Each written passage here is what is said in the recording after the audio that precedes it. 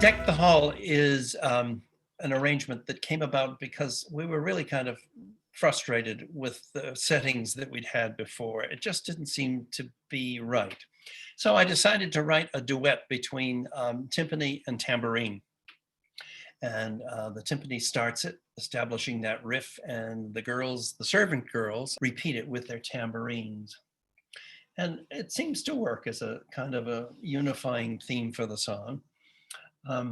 And it also gave us a chance to highlight the work of our servant girls.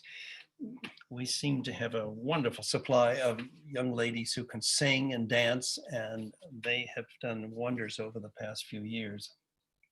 The song also had a need to lighten up the proceedings, and I think that is the purpose of it, is that it needs to kind of give a release to some of the solemnity, because after all, who are these people? They are just common people who love what they're doing, and they believe so sincerely in it, and they need a chance to explode before they move. And so does the audience, I think, to explode before we move into the more serious issues of the end of the procession. So we wanted something that was more common to them, not highly classical music or polyphonic, but we wanted something that would introduce them, and this seemed to be the best solution. So when they come down, we hear this very spirited version of Deck the Hall as the townspeople enter. Also, I wanted to give Becky a break. So it's orchestrated with no organ at all, and she can just sit back and breathe for the length of this thing. So that's kind of what Deck the Hall was. It was written to serve a need, as all of these songs are. They serve a need to illustrate what this community is feeling and who is in it. And it's a favorite moment of mine too.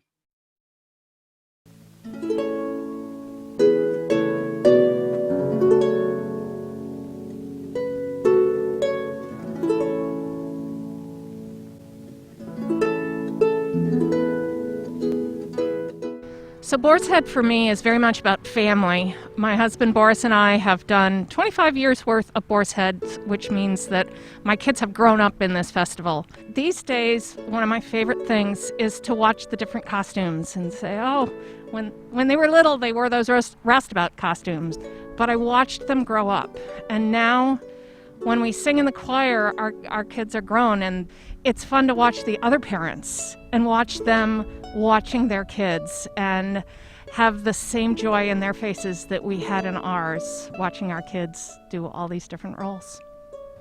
So the first time I ever came to this church was for Boar's Head. It was about 20 years ago, and Lynette, who's now my wife, at that point was my girlfriend, and she had invited me to come see this Epiphany pageant. And I didn't really know what she was talking about, and she said, "Bring a coin for the beggar." And I did, and then that was me getting invited into this whole world. And the beggar turned out to be my future father-in-law. What Boar's Head means to me is like watching the children, seeing how active they are in the Boar's Head, and there are many of them. And I myself sing as a monk in the choir, and I really, really love doing that. Hi, my name's Haley Hewitt. I am the harp player in the Boar's Head Festival. Every year, my favorite moment is the couple of seconds at the very beginning when the candle sprite comes down the hall and I can hear her bells ringing, but I can't yet see her. So the Boar's Head Festival has held a very special place in my heart for as far back as I can remember. So I was in the show starting at age 4, and I was one of the very first candle sprites. And then I went on to be a snow sprite and a wait, and King Wences lost his page, I was a ribbon dancer, and then as an adult was in royalty and even did props. So being in the show was such a wonderful experience for me, but I also enjoyed the behind the scenes stuff.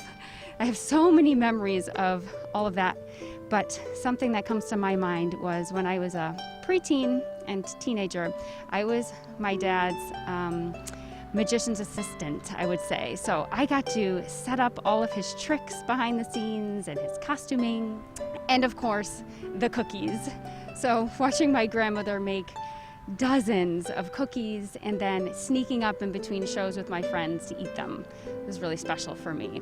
But not only being part of the show, but also just having the experience of being part of this magical Epiphany celebration and seeing the faces of the audience every single night, the awe, the laughter, the joy that we bring to so many people every single year, every single show. So it is just a really special part of my life. I really, really miss the excitement of it, like the whole group like getting excited for something big.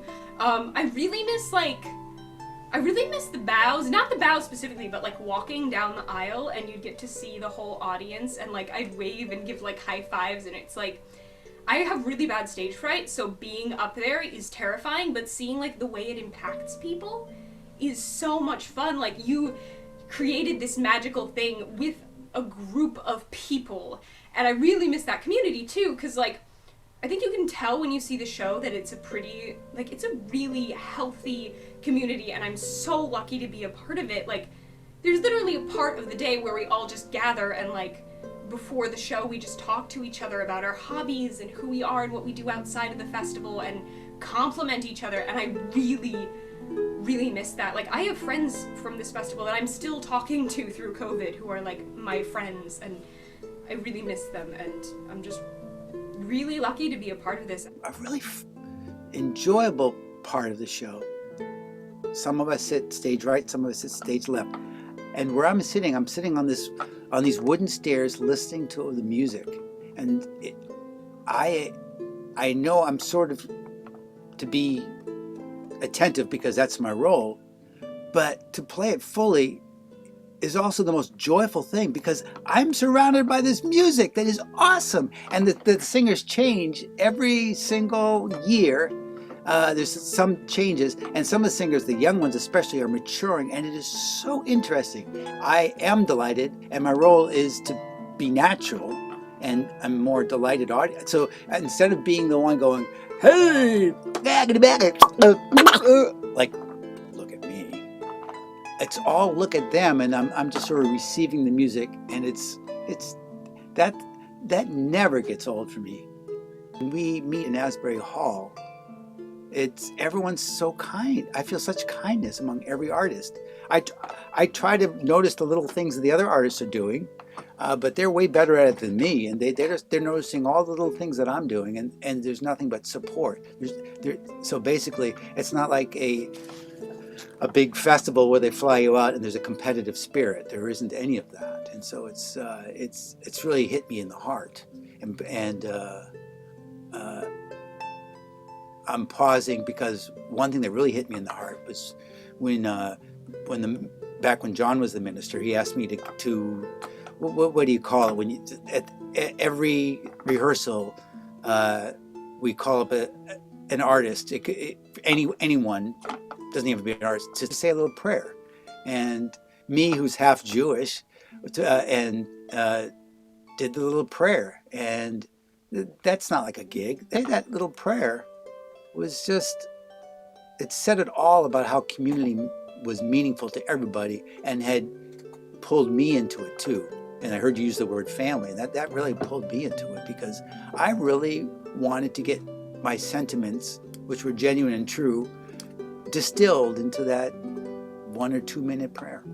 And so the fool got serious for a change.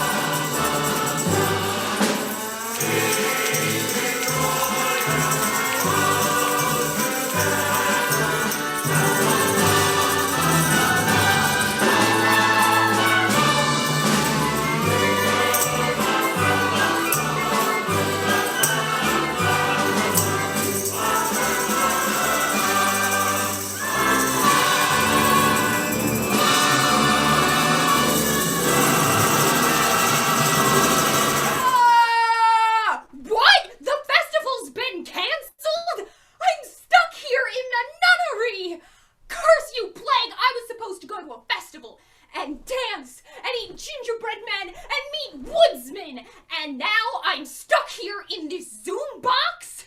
Curse you, you plague COVID, you slimy, vile underbelly of a toad, you plague of a plague!